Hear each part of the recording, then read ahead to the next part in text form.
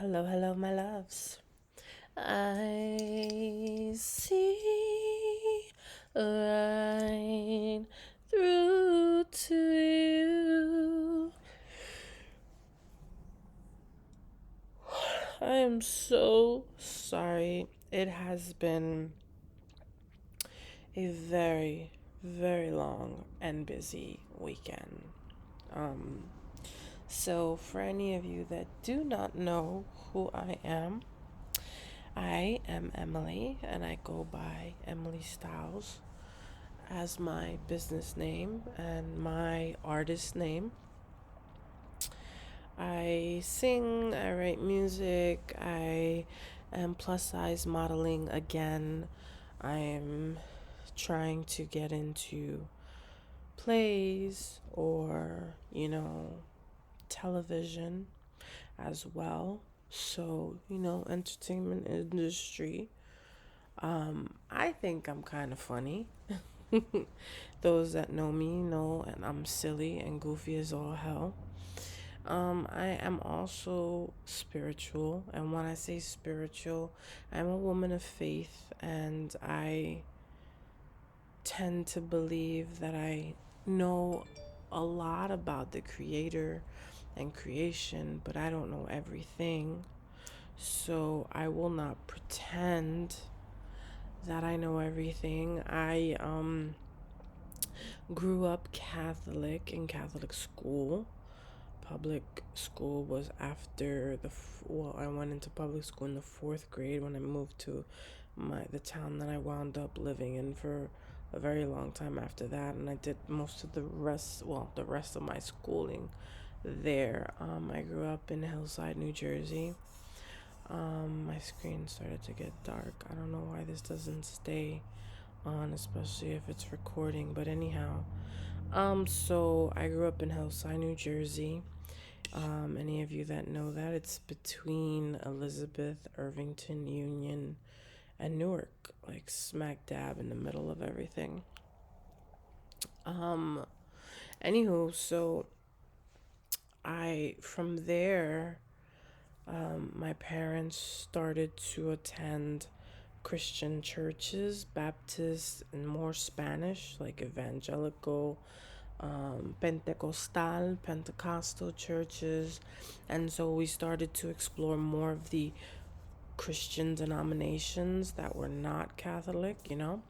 Because I guess Catholic is the huge umbrella of Christianity, and then you have all the little churches underneath that, which, today I can say the little harlots, which many would not like to hear that, but you have the mother of all harlots, and then you have the small ones, and that's just from what I've seen. So forgive me, any of you that are still in churches, and I'm not against anyone that's going to church or belongs to a church. I'm just sharing and being honest in my opinion. When the scriptures talks about the harlot and her daughters, I believe that the churches have prostituted themselves. They've become sellouts for money and notoriety and such, political control and what have you, and just a lot of different things. I know there's a lot in that. That's a loaded statement. So, again, I'm sorry for any of you that, don't feel that way. This isn't a bashing of you or your faith or your belief. Everyone's entitled to what they feel and believe. And this is why this is my channel. So if you choose to come here, listen, and follow me, these are just things that I have learned along the way. And my opinions change and evolve as I learn more and I get more information. So today's opinion or view on something may not be the same tomorrow, because again, I allow for room, to be corrected and room to grow, and maybe get a different perspective, and maybe digest and process information. But anyway, all this to say that, my spirituality is more faith based and not religion or religious structure based. I don't have a denomination that I belong to, but if I'd have to point or pinpoint what I fall under, it would be Christianity. So it does seem hypocritical for me to be against or to mention the harlot and her daughters, because I just feel that as a whole, there's been a business in churches, and when people in need have asked for help and such, a lot of times some of the churches, and I can't say this for all, but I've seen a large majority of churches and congregations, they're good for judging people, not truly helping the community the way they're supposed to. We're supposed to be helping the widow, the poor, the orphan, the homeless, the sick, the elderly, children. And so I find that we pick and choose what makes sense. If you are not a member of our church, we will not really help you, or it'll be to a minimum, because you need to be an active member, giving money every single Sunday, and every Wednesday, and go on every field trip and retreat, be a part of everything, and constantly be donating your money and your time. Some churches do this and they do a good job in helping communities, helping those in need. So it's not everyone. So again, I'm not bashing every single church or whatever, but I've seen a lot of people fall away because there's a lot of the prosperity gospel in churches. There's you have to follow these rituals and rules and say this many Hail Marys and that many, what's it called? It's when you do something wrong, you have to share it with a priest or something like that. And all that is man made religion. It has nothing to do with the Creator.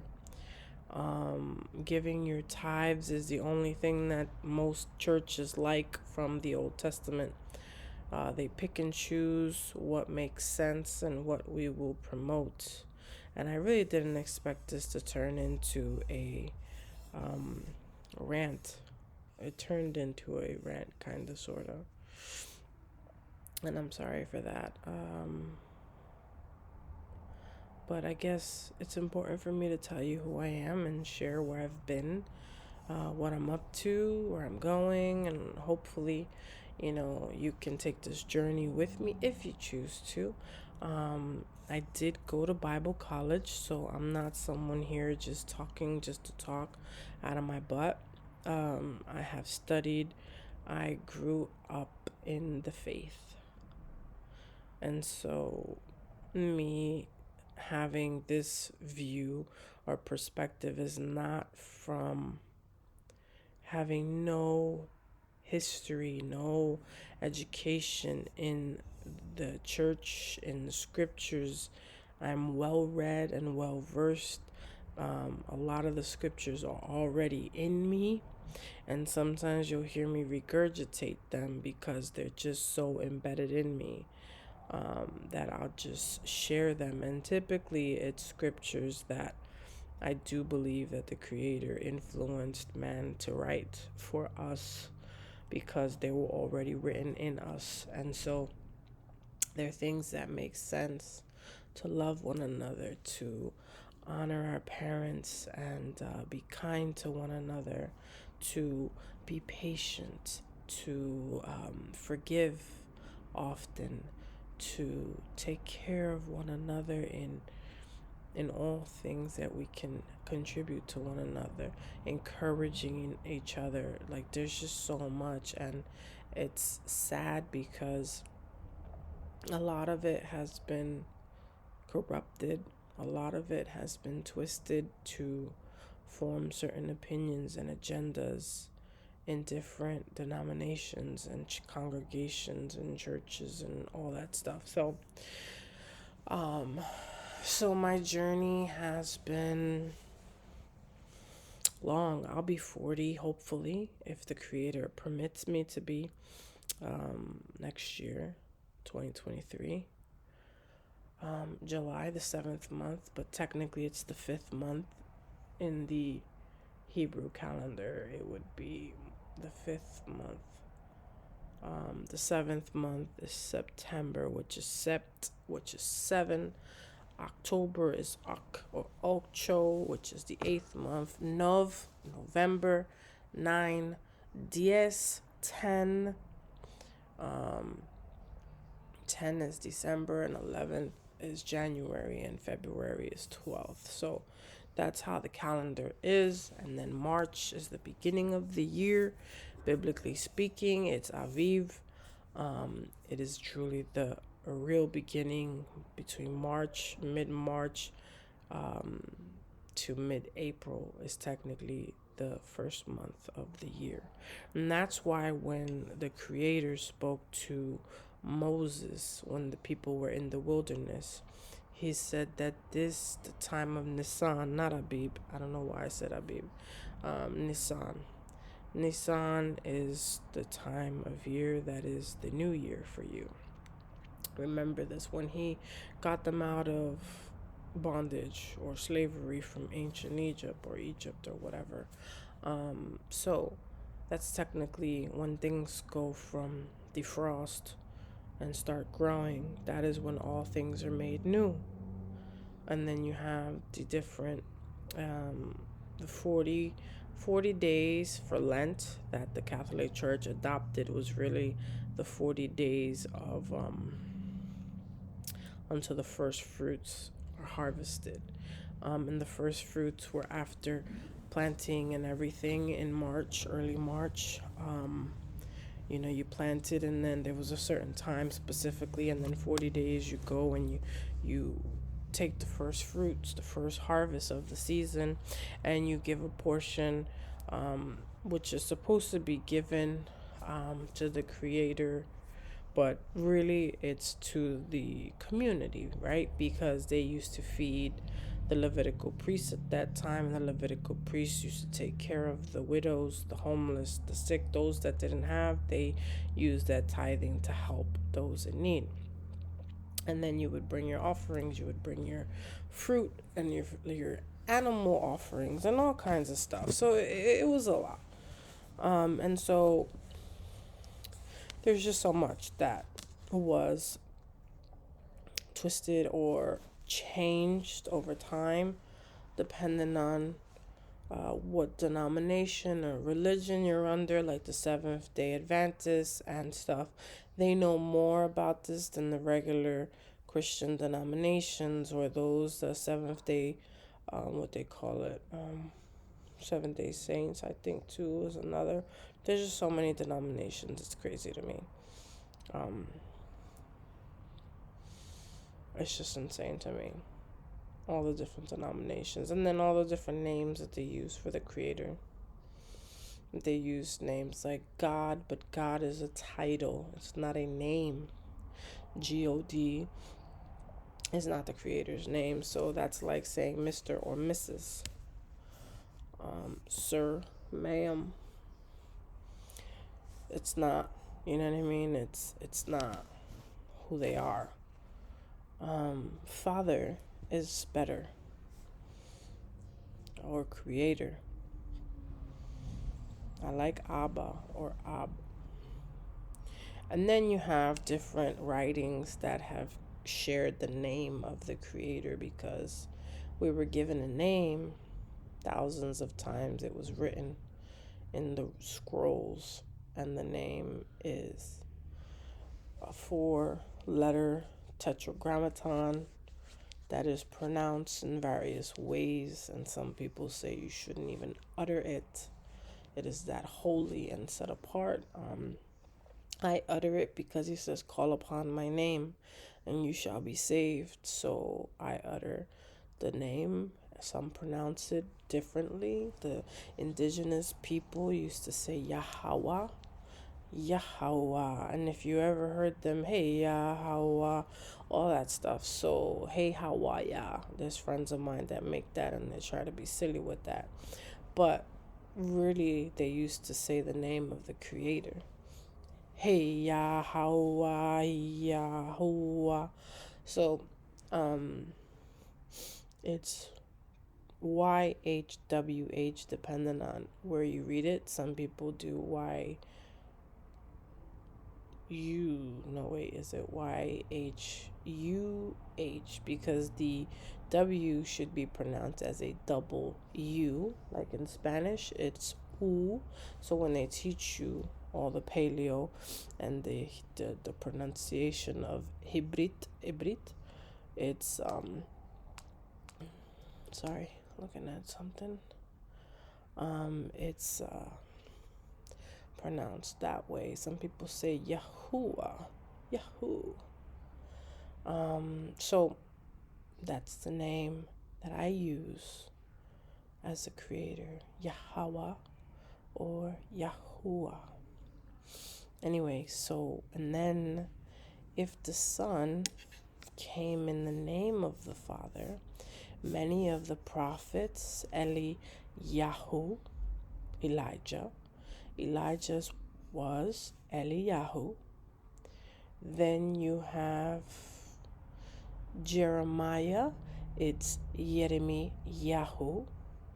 Then you have many of them came in the name of, and they had different parts of their name was literally filled in the name of Yah or Yahoo, or the W was inserted into different names. And then you have Sarai, which became Sarah. And then you have people say that the name of Ra and other different deities are embedded in the Christian Bible or the Hebrew writings, the scrolls, and all of that. And there's a lot of mystery. There's a lot of mystery in that. So, I mean, I started here to just introduce myself for those of you that don't know me, but I always go into the study of faith or religion or belief. And I understand for many of you that are out here, because of the way the world appears at this current moment, at this present time, some of you may have lost hope or faith. Some of you don't believe in any God or any creator at all. And that is your right, your belief. But honestly, think to yourself, did you just poof come out of nowhere? Did you just land here on your own? Just understanding the fact that our DNA has so much embedded in it, that there's so much detail in our makeup, in our brain. It is more, we have more memory in our human brain than I don't know how many computers on the earth. So our RAM, our DNA has in this much of it more memory and more information. And they were saying they did a study that a tiny little bit of DNA revealed about 3 million, or I don't know how many years supposedly the earth is. If it's millions, well, that's how old or how much information was embedded in this much of DNA, of our DNA. So all of history and all of creation is embedded in our DNA. For whatever reason, it is in there. We are energy, we are light. Christ talks about that. And I say Christ because his name is not Jesus. His name was probably Joshua, and not probably, it was Joshua, because Jesus is Jesus, which Jesus is a Greek translation of a name that was never meant to be in the scrolls, because that was not his name. That was one who came in the image of, the idea, or we can call it like Alberto Rivera would say. He was an ex-Jesuit priest. that was murdered, apparently. He was exposing a lot of things in the church, and he says that we were double crossed. In other words, there was a false version of Christ, double crossed. There were two different men that were considered Christ when it's described throughout history and everything. There were two different Christ. It was not the same person. So there's that. Now, sorry, I had to get this a little bit brighter. But if any of yous have ever studied or learned about astrology, astrology is also a sky map. And I don't want any of yous to be afraid when I mention that, because even Abraham knew the stars and the names of each star. And so, with that being said, the stars are there for signs, for seasons, to give us information, and also the energies are influencing mankind, and not always in the best way. For instance, if certain planets are squaring off other planets, let's say Mars squares off, just throwing out an example, Jupiter, for example. Mars is the warring planet, and Jupiter has his own agenda to bring abundance, if I'm not mistaken. Don't quote me on these specifics, because that's something I'm still learning about. My friend Jeff has more understanding than I do, because he's taking a class, an astrology class, for a year. He's been taking it for the last few months, and so he's going to be in it for a year. So once he can give me some insight, we were supposed to team up and do our podcast, but that has not happened yet. And if it is the Creator's will, we will hopefully do that soon, early 2023, according to Gregorian calendar. But if different planets are squaring each other off, depending on which ones, like again, Mars is a warring planet, it will cause chaos down below. As above, so below. That means a lot more than what we understand. It's a loaded statement. But when we look at the different energies of the different planets, they influence mankind. For instance, have you ever heard of the full moon causing people to behave crazy? Like in emergency rooms, during the full moon is when people come in more often.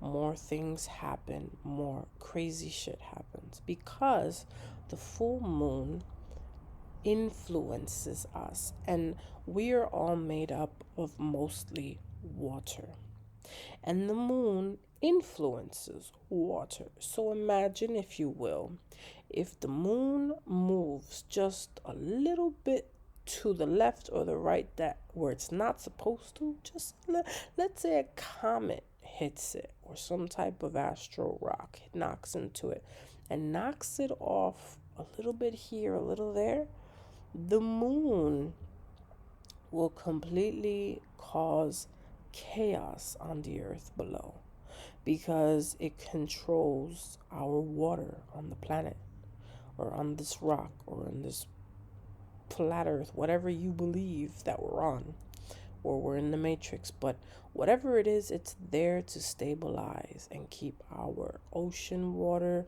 at bay. It keeps everything in order. So for people to believe that there is no divine creators, if you want to say more than one, that's fine, but something or some group of beings put this matrix, planet, this place together. So for you to be an atheist is really hard now, because there's so much evidence that we were put together perfectly and meticulously, that the moon was put in this place, that planets or whatever bodies are above us are there for a reason, and they influence us down below. Also, if you look into the zodiac and astrology, um, for instance, I am a Cancer. I am a water sign. Excuse me. And a lot of the things about a Cancerian tend to be true. I am very intuitive, also very sensitive, and so I'm moody, and we go according to the moon. The moon is always changing, and so is a Cancer's mood. The moon changes every 30 days or 29 days, depending on how it works out. The moon is constantly changing, and usually in the middle of the month, we have a new moon, and then towards 15, no, whatever amount of days after that, we have a full moon. So if you go through all the phases, so you will see the pattern of someone who is considered a Cancerian. Cancerian people are born from June 22nd to July 22nd. Some people say July 21st, but it's really technically until the 22nd. So you can have energy of a Cancerian and a Leo in July 22nd. You could be right on the cusp. So you have energies and influences of Leo as well.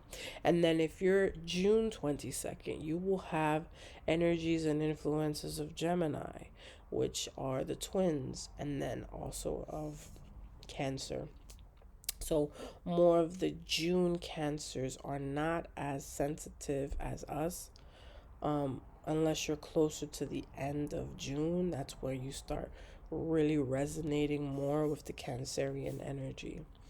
With that being said, there's a lot that people are unaware of, possibly because they're so distracted and busy in this world, in this matrix or this system, whatever you choose to call it, that we're building and storing up wealth here. We are creating a life, and myself included, because I myself have lived um, all my life trying to achieve so much here in this plane, in this reality.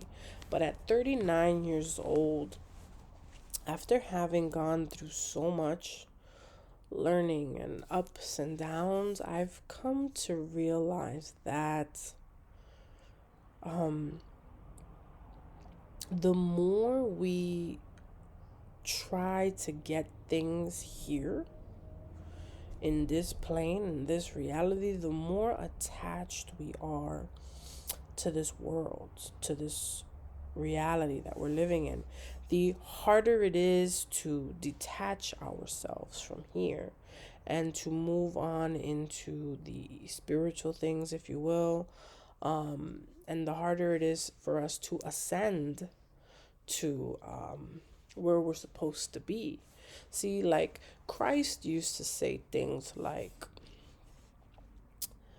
do not store things here on earth, but store things up in heaven, or store heavenly things, things that will not be polluted or corrupted or destroyed, right? Because ultimately, when we leave this body, this world, we will transition into the next. And so, if we are so focused and attached to the things in this reality, in this world, it is much harder for us to ascend than to go into the next life. Not only that, we reap what we sow. So that's what the world likes to call karma. So we have karma that links us and keeps us tied, right? Imagine, if you will, being taken, right? A old pirate movie type thing. They put this ball and chain on your foot, and they tell you to walk the plank, and they tell you to keep walking and walking and walking until you get close to the edge. What's going to happen when you take that ball with the chain attached to it and you throw it into the water? You're going to fall, and you're going to be sunken, and you're going to be submerged in the water, right? You're going to go all the way down, and that's it. You're going to suck the life out of you. And I know this is probably not the best scenario, but you're going to keep trying to swim up to the surface, and you're going to be fighting against the weights of this chain. But that chain is all the things that you've stored on this earth, in this reality, and that's weighing you down. It's weighing us down, myself included. Again, I throw myself in there because I myself have worked super hard to have my business, to do my music, to do this, to do that, to keep myself busy, and I'm chasing things that really are not important. Because at the end of the day, I'm going to leave here one day. And when I leave, I can't take any of the stuff with me. The only thing I will take with me are the lessons learned, the love that I have shared and those have shared with me, the good things that I was able to do. Yeah, you're going to have some of the memories, the bad memories, like I said, lessons learned and everything like that. But you can't be like the Egyptian pharaohs and the ancient Egyptians. They used to say, bury us with our riches for the afterlife. And then you would go and you would open these tombs, and what would you find? You would find, if they didn't get robbed, um, you would find all the artifacts and all the different things that the pharaoh had, or the queens, or the kings, whatever. You would find everything that they had here. Just, you know, their accumulated wealth, you would just find it right there. And it's clear they couldn't take it with them. And then you have the story of at the gate, these ancient stories of Hades. They would weigh you, and your heart or whatever needed to be as light as a feather. So even in that example, right? I know there's different variations and explanations of people, the variations of the story, and then different explanations of what people think that is. People have theorized and have philosophized, whatever the heck you want to say. But at the end of the day, the point is to be light and not have a heavy load when you cross into the eternal world, into forever. Lay down your burdens. Christ said that very much. That was very, very common. You know, Basically, leave everything, mother, father, this one, that one, because the whole point of it all is that the more that we hold ourselves in this reality, in this realm, the less likely we are to achieve our true life's destiny, right? We're passing by. We're not citizens of this realm. We're just passing by. We're visitors with a passport. And our passport got stamped as soon as we were born into this world. But when we leave, we have our passport and it's going with us into the next realm. But the difference is that when we leave here, we have to make sure that we have a light load and a light burden when we go into the next life. There are some that speculate that if we are vegan or vegetarian now, right? If we transition into that before we leave this realm, we will be going up to the higher realms. We will be able to ascend even higher. Why? Because we have not surrendered to the flesh, the temptations of the flesh. So there's a lot of different tests that us as human beings go through. The test of the flesh, the test of emotions, the test of the mind, just We're constantly being tested to see if we will succeed and overcome this realm. Will we give our last dollar to the beggar in the corner, or would we hoard it? Do we give openly, or do we say, wait, let me look first, hold up, I got $5, let me check right here. Now, this doesn't mean to be naive and be overly generous to the point where you put yourself in a place that you no longer have food, or you can't provide for yourself and your family if you are head of a household or whatever, or you're responsible for others. But this means that you need to remember that where your energy goes, energy flows. So if you're constantly holding on to every penny and every dollar, then you're constantly worrying about it. And then that kind of gets, in Spanish, we say estancado.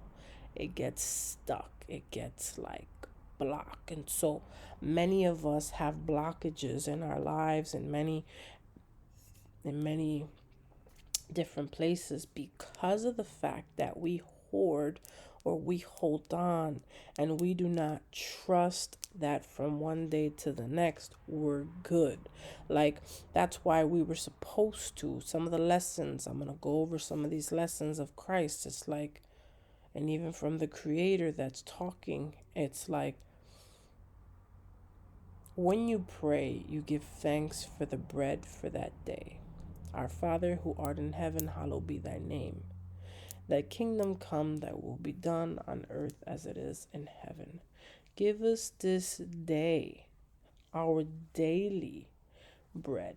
Now, there's more to this prayer than the words that I'm saying. And there are even those that say that it is a prayer of manifestation, and just there's a lot in it, and I won't dive into that in today's video here. But give us this day our daily bread. Okay, because we are to have daily whatever, because tomorrow's not promised for you, for myself. I'll be lucky if I reach my 40th. I'll be lucky if I reach tomorrow morning. So we have to give thanks every day. So when you pray, the word pray is spelled P-R-A-Y, but really it is P-R-E-Y, what we're doing. We are praying on, and it's a negative thing in the way we do it. We're supposed to really just give thanks and be grateful. And when we do that, we are capable of asking and receiving what it is that we desire, because we are not begging for something. We are not beggars, and we're not preying on anybody. We are asking. Ask and you shall receive. Ask in faith. Now, I know that sounds weird. It sounds counterintuitive. It's almost like, what? I don't understand. Aren't we supposed to be praying and asking God for what we want? Yes, but the manner in which we pray and we ask is not the right way. We are to give thanks every single day. Give thanks. Thank you, Creator, for a new day. Allow me to do better today. Don't worry about tomorrow, because tomorrow has its own problems to figure out. That is what Christ used to say to his disciples. Do not worry about tomorrow. Do not worry about what you're going to wear and what you're going to do this and da da da da da da, because you may not wake up So why are you going to stress over tomorrow? So this is the point, as scary as it sounds.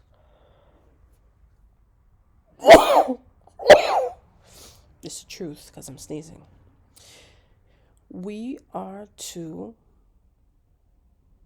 detach ourselves from accumulating things here. Now, it doesn't mean you can't work and strive to have things, but your focus, number one focus, should not be on obtaining things. It is on how can I help someone? How can I change this reality and do something and encourage someone and be better, etc., etc.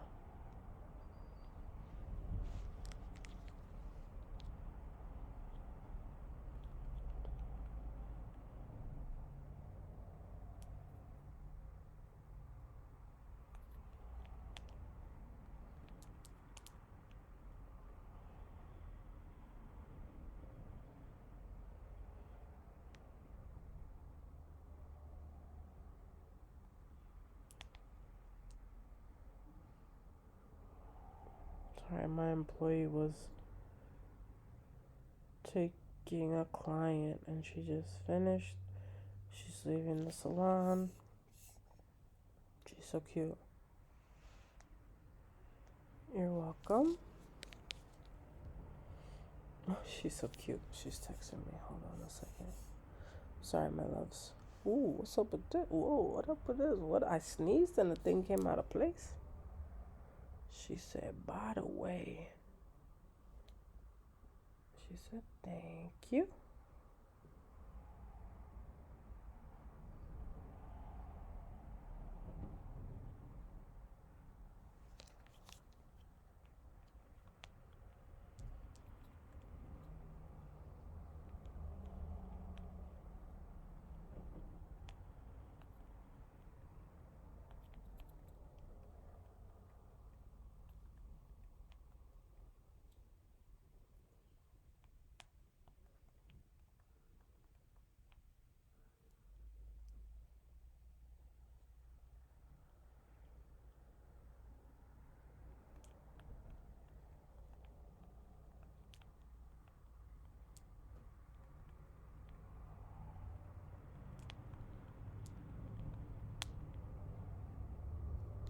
All right, sorry about that. Okay, Body Shop. Anyway, so do you guys understand where I'm coming from? Like, for instance, the women that work with me, I care about them. I'm not perfect and I can't do certain things, and when I say I'm not perfect, like, because I make mistakes, I fall short, you know, but I try to be a good mentor. I don't like to be boss, even though they call me boss, but I try, I want to be their equal. I'm not better than them. I don't look down on anybody, and I expect the same from them, that that they respect me though, but I genuinely care about people and I want to see them succeed, and if they leave and move on to somewhere else, I want them to do well where they're at, but I want them to always know that they can count on me. If they need anything, if they need a reference, if they need to just talk to me, and we need to make a difference and help one another out. um, we need to encourage one another. We need to be there for people if they need, and also if you need, have someone that you trust and can talk to that is there for you. Like, we're supposed to be there for one another. Christ said, love one another. And he said that, all the commandments that were written in the scriptures and all the books and everything, right? Because they all come from universal laws, things that are just commonsensical things that we should be doing. It's like, you know, be kind to one another, love one another. If you do those things, you will have fulfilled all the different commandments that were out there. And the number one commandment, which Christ came to reiterate, is love the Lord your God. Lord is also another title, but the Lord, everywhere the Lord is written in the Bible, it's Yahuwah or Yahweh. Love Yahweh with all your heart and all your might and all your being. With everything that you are, love the Creator. Not because the Creator needs you to love him or her, or whatever you want to consider. No, but because you're thankful for every day that you have. Every time you sit down and you have a meal, you're thankful because there's so many people that don't even have a meal a day, or parents that are working that one meal they're giving to their children because they don't have enough to go around. We are very lucky in the US, and I know there are many people that are homeless in the US, many people that are hungry, but there are programs out there and places that you can get food, and you can, but there are countries out there that no one is going out and rescuing or helping or donating or sharing unless you have some of these world organizations that come through and they bring the grains and what have you. But I don't want to get off topic. Excuse me, my loves. I've had a very long weekend. Um, you know, it is important to do unto others as you would want to have done unto you. If you want to be treated well, you should treat people with the same kindness. And yes, people are difficult to deal with. And our patience runs dry sometimes. But if you love, right, and you say that you love the Creator, if you are someone who loves the Creator, you will love the Creator with all your heart and understand that humans are just that.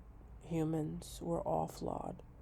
We all make mistakes. We're not perfect, but to have compassion, to have patience, to have love is so important. Because if you do the first one, love the Creator, and then number two is love one another with all your might and all your, and to love, not even, that's wrong. That was number one. Number two is to love one another as yourself. So first you have to know, do you love you? Because the way you speak to yourself and the way you look at yourself is a reflection of how you will also look at other people. And not to love yourself to the vanity of the world, the way the world loves, but love yourself for the way the Creator has made you, you know? Like right now, I just want to judge the way this looks in the camera, right? Because I'm like, my nose. And then this side of me, this side, I can't even think this side is higher up than the other side. And I'm just like, I want to pick myself apart.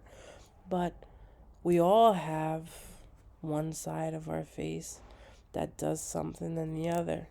And it's funny, right? Because sometimes I'm like, well, maybe that was done intentionally so that none of us would think that we were without flaw, that we were perfect, because we're not.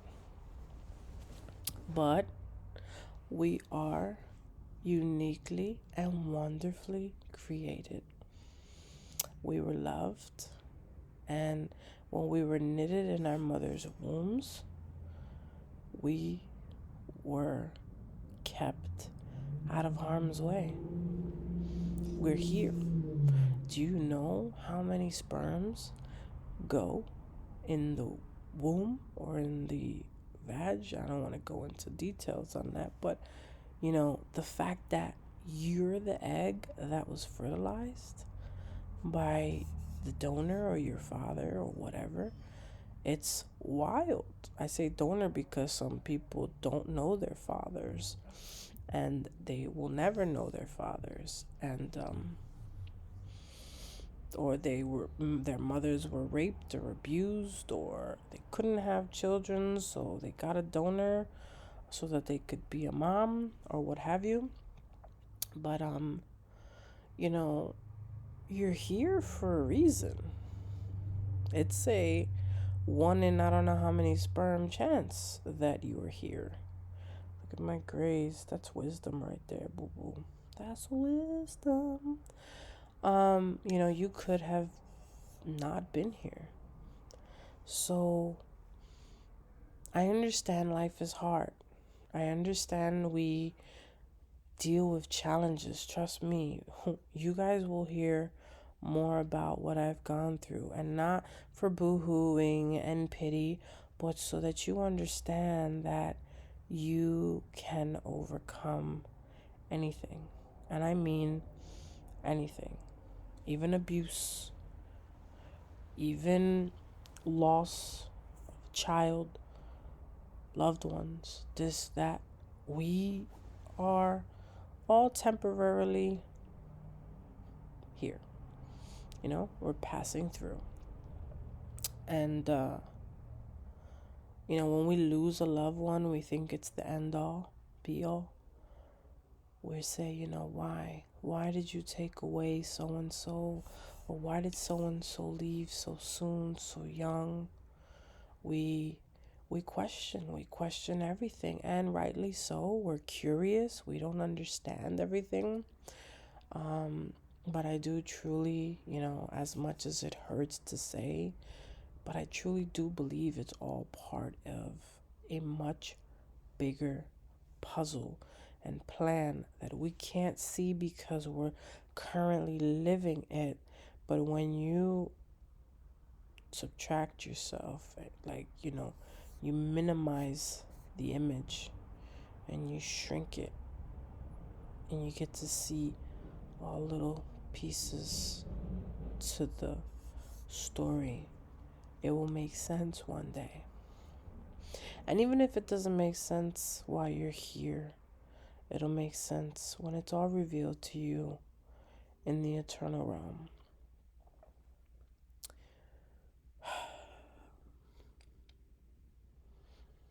It's so much. I'm working on writing something. There's a few different themes of books that I would like to write. One is more funny, dating in the new world, pre versus post COVID, mostly the post COVID world dating. It's more of a whimsical comedy, something you can laugh about.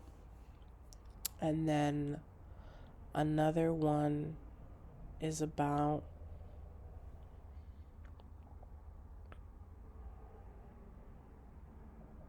the daughter that was never born,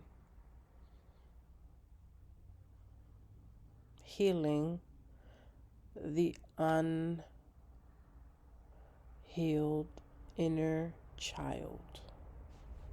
Because I don't know if any of you are super awake or woke, but we're supposed to be healing the inner child right now.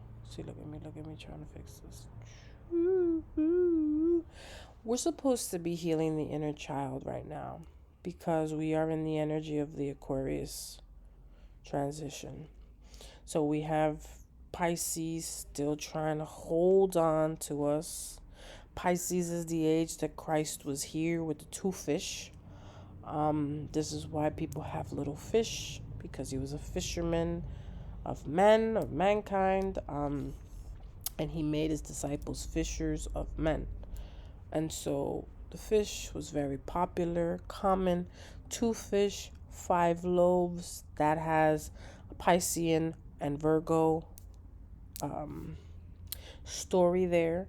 The Pisces being the two fish, and the house of bread being Virgo, and the 5 loaves being, some people believe, the 5 first books, which would be considered the Torah.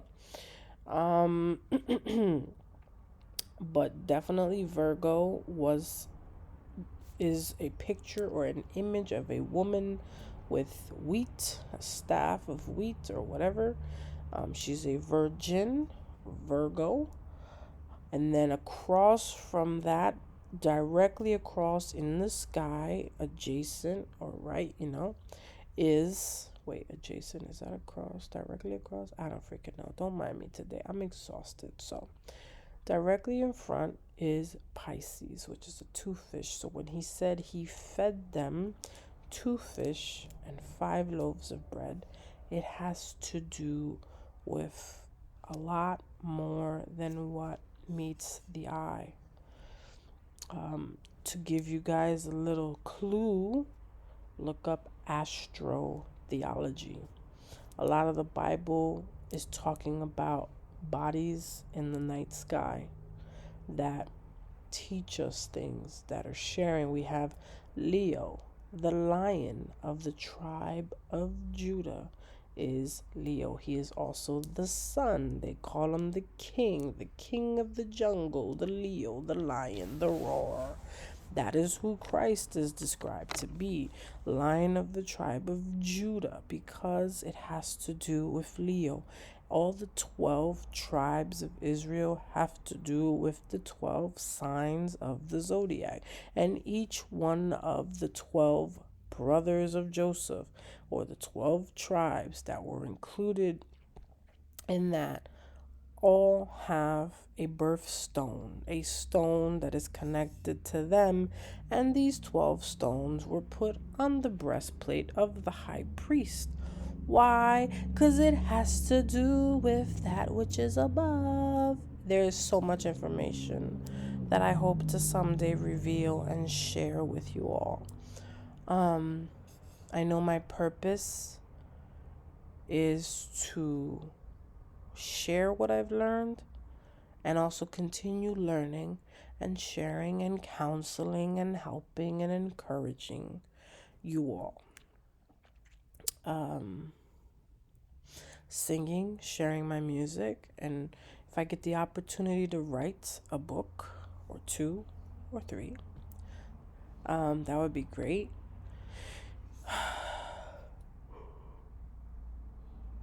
I hope to share my goofiness, my silliness, and really be me, myself, and I, because I had been hiding behind a veil of religiosity, and I'm not. I'm goofy, I'm silly, I'm lighthearted, and I don't want to be something or someone that I'm not. I don't want to be judged by the religious people because they're phonies. They pretend to be these righteous people and they think they're better than everyone else, but they're not. You know, the Pharisees got in trouble, and so did the Sadducees and all the people of old time because they thought themselves to be better than the common person because they were religious and they knew the Torah backwards and forward and they knew the commandments better than anyone. They kept the Sabbath. They told Jesus, they told Yahusha, Joshua, hey, you can't be working on the Sabbath. They got in trouble. Also, you say blah blah blah. And they came at him sideways, and every way and every step of the way, he kept doing what he had to do. He said, "I'm doing my father's work. Don't tell me what to do.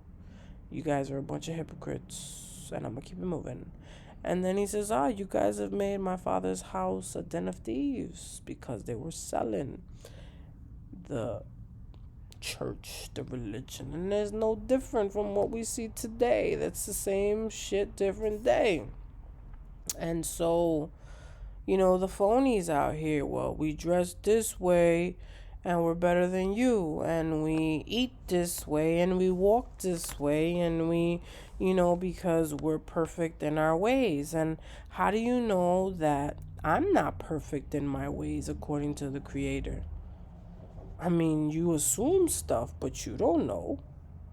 So it's just very hard for me to go back to a super uber religious structure group of people. I was a part of a lot of different circles, some extreme, some a little bit more lenient. And I loved all the people that I have encountered, and I do not judge them because I know they're doing the best to their ability at following the Creator, loving on the Creator, and trying to do what they think, in their opinion, is the best way to serve and do right by the Creator. And in my humble opinion, I have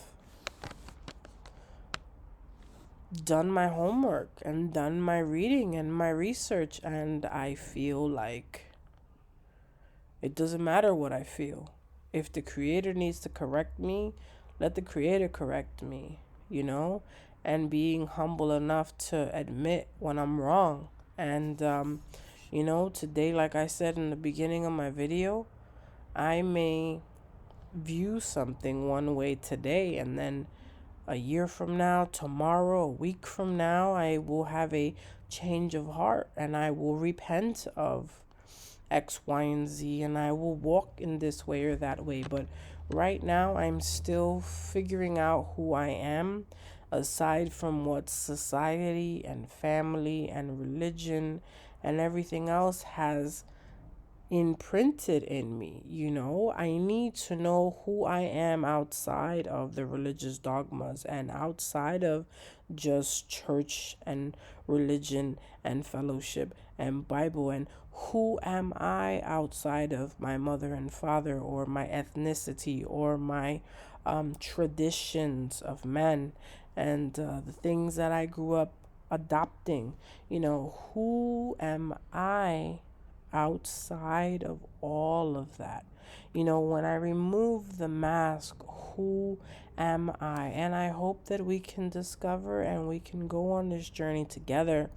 And hopefully, it'll enable you all to also discover who you are, to heal the inner child, to forgive yourself and to forgive others, to heal your emotional body, your physical body, your spiritual body, everything, mentally, physically, all that good stuff. I want it to be all encompassing, like get it all together. Understand that you are more than just this body of flesh, that you are light, that you were created for a purpose, a divine purpose, that you yourself, myself, and everyone else were connected to the stars, were connected to the other planets and galaxies. We are stardust as well as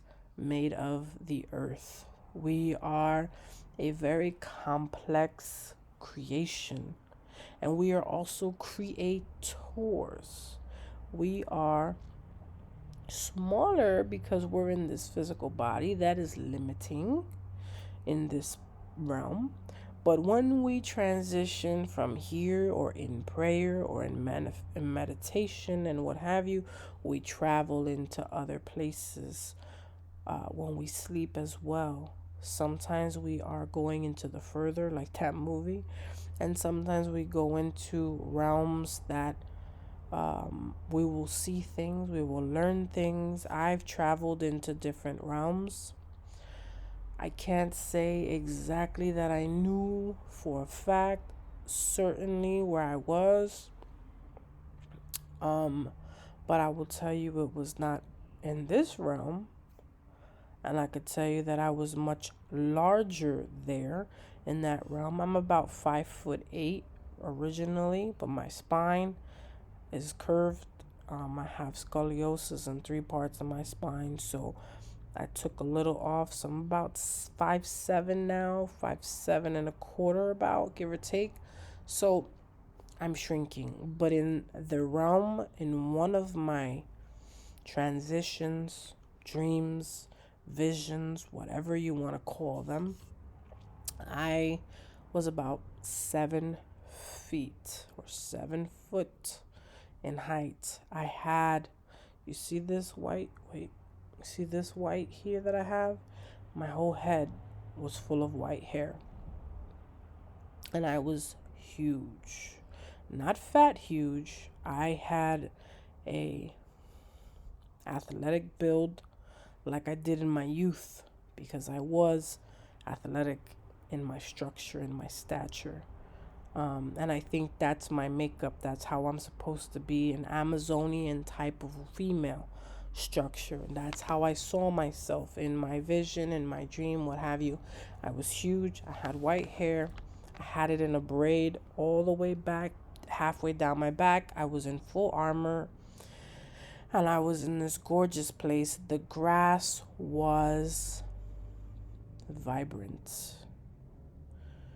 Vibrant, vibrant, vibrant. A green you've never seen on earth. Next to water that was crystal clear. Gorgeous. It was not a beach. It was not per se a lake. It was just a beautiful place. And I was near a tree. A beautiful tree that I knelt before and I was in prayer. And so I remember I did not have my armor on, my head part. I didn't have the head part of my armor on. I remember I had the physical metal armor like medieval times type, more or less. But again, I was humongous, like 7 feet. At least from where I was standing, because I saw myself praying, kneeled, knelt down. And it was very interesting to behold. And I'm getting the chills in my entire body. Very interesting. I've had other dreams and visions where I hovered. I hovered over relatives in Puerto Rico. And I hovered over them and I saw them crying.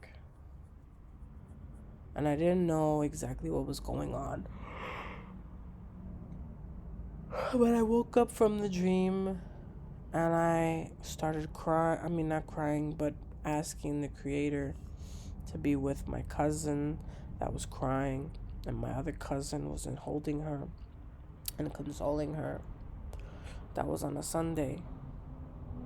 Come to find out a week from there that cousin that was crying in the dream, her mom, that same day that she was crying, my aunt was having multiple strokes in Puerto Rico. And my cousin was crying, weeping for her mom. And I saw her weeping and asking for help in my vision. I was hovering over my cousin. And Puerto Rico, the way that I was hovering, I was floating. And there was this house, and my cousin came out to the front porch, the one that's mother was in the hospital with the multiple strokes, and she was crying and crying. And then my other cousin, Sheila, grabbed Grisela and hugged her and was like kind of consoling her. And then there were these two other women, which I guess are friends of theirs, but they were not cousins that I was aware of. And they were all outside. It was a beautiful sunny day. And again, I was hovering. And then that cousin Sheila that was in that dream consoling my cousin Grisela, she messages me on Messenger a week from when I had that dream. As a matter of fact, I reached out to my cousin after all this happened. And it was a week my aunt passed away. So my cousin was praying and asking for help and prayers and crying and what have you. And my aunt, her mom, passed away a week after that vision, that dream. Because I remember when I woke up, I said, Father, what's going on with my cousin? What's going on with Titi Nilda, her mom? I just said, Father, I ask that, you watch over them, you help them, whatever, whatever. And I asked my dad, I said, is everything okay in Puerto Rico? Like, have they called you? Because it's my dad's sister. Like, they never reached out to him. They didn't tell him anything about it. So, for me to have had such a dream that it was so clear that something was going on with that specific cousin. And I said when I woke up, it was either her or her mom because I didn't see her mom in the dream, my aunt. And so I had sent her the message that I'm so sorry for your loss because it was during Hurricane Maria. So we couldn't even travel out because the electricity, the power grid, like the hospital, everything was just in chaos. It was chaos. So my dad couldn't get out there because flights were like ridiculously crazy and there was no power and what have you. So we didn't go. But I had messaged her and I told her all about it. Like, I saw you. I saw you. I was there and you were crying. And I said, but I knew that there was something wrong and I should have just reached out. But now when I have dreams or visions and I see people, not only do I just ask for their help, help for them and health and all that stuff, I actually reach out to them. I try to. Or try to reach out to people that are connected to them if I don't have direct contact with that person. Because let me tell you, I've dreamt of weird, different bunch of different people. Matter of fact, I just remembered I dreamt of my cousin David's mom, his sister, and like their family. And mind you, I don't hang out with them like that. And like, I dreamt the other day of like friends of friends, fathers, that my dad and I went to go visit these guys' fathers in the hospital. Come to find out, one of the fathers of these people or whatever, the uncle passed away, like the father of a friend of ours, Raf. But it's like I'm having dreams of Miguel and his cousin, and yet I thought it was Miguel's dad, and then it was Jesse's dad too was in the dream, and we're visiting all these people's dreams, but connected to those same people was the uncle that passed away, which was another friend of ours, Raf's father.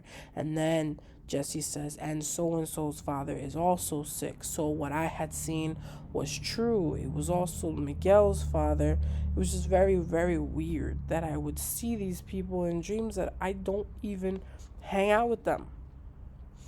So when I have dreams of friends and people that I know or know of,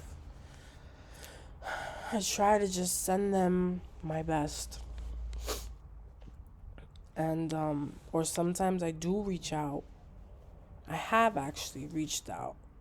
People will be like, this and this just happened. How did you know? I'm like, I saw it. So whatever it is, any of you out there that have weird dreams, write them down. If you see things, if you have dreams of the future or the past or the present or whatever, you're not weird. There's nothing wrong with you. These are just things that you're getting downloads of.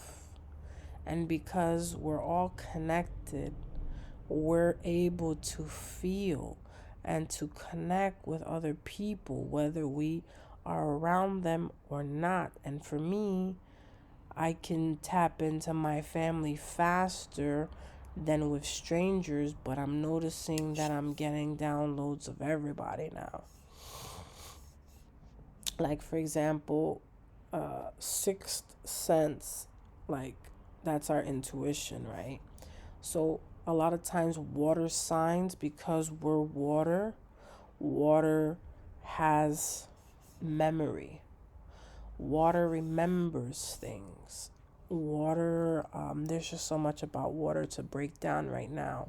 So the creator's name, apparently the people who are pagan, and I say pagan because they're not the traditional Christians or whatever, they follow the Luciferian do as thou wilt teachings and practices, and they use the same tetragrammaton of Yod He Wahe to symbolize earth, wind, fire, and water, those four elements. So ether is in there, but ether is in one of the letters that connects as above to the below, which is a lot to get into. But the whole reason I'm explaining it is in all of those, one of the letters represents water.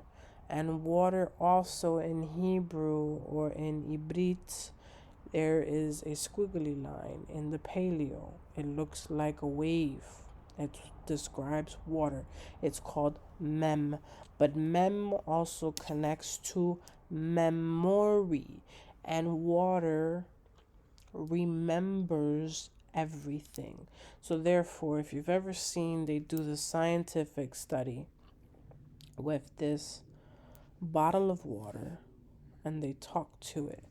And there's one that talks to it real bad, and there's another bottle of water, another, and they talk nice to it and everything. And what happens to the water, the stuff that they speak positively under a microscope, that water looks amazing. The one that they talk negatively to, that water is polluted and corrupted and just jacked up. Even when it comes to frequencies, they use rock and roll frequencies on one level of notes and then the other one at classical or different types of notes and music. And not saying that rock is bad or anything, but just the different sounds and frequencies that are used with these water and everything like that will either lift it up, encourage it, fix it, or not. And so being that we have, all of us, water in us, we also remember things, and we also have memory, memoria. So the problem with that is that if we have been spoken to since childhood, since the beginning of our lives in a negative way, we have put or registered the memory of failure, of I'm not good, I'm not worthy, I am no one. And our body, because it is mostly made up of water, remembers what you've spoken negatively to it. But also, if you speak life to yourself, you say, I am beautiful, I am kind, I am healthy, I am well, I am wealthy, I am abundant. You use good, positive affirmations. Your body, your mind, your ears registers this, and your voice is a frequency as well. And we are creators, so we can manifest the things that we speak. But if we speak things negatively about ourselves, our body is registering that because it goes here and it goes here. It's like when you send a message out on Twitter, boom, it is out there for the world to see. And it's the same thing. Once you say, I am X, whatever good or positive, whatever you say, your body is not registering that you're just joking or maybe you're just having a bad day. It's just registering, oh, we're not good enough? Okay, boom. That sends out that alert to your body, the whole world, your every organ, every cell, every follicle, every single thing in your being says, I am not, instead of I am. Boom.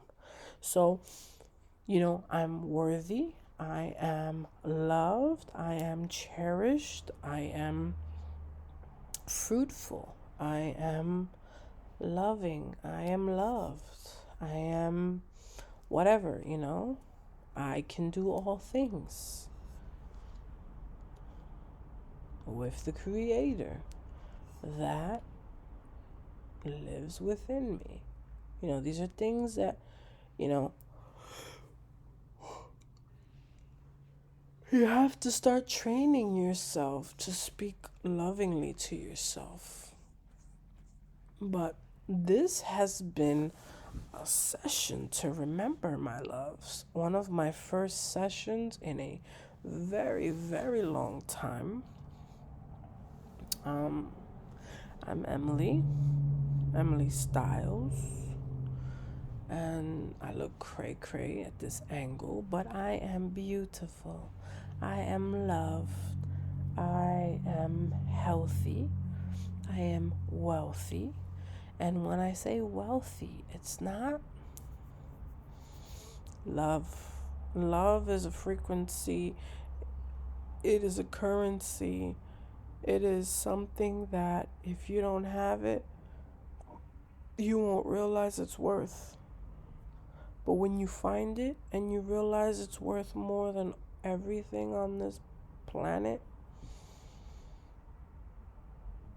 you will realize that you can turn love into anything.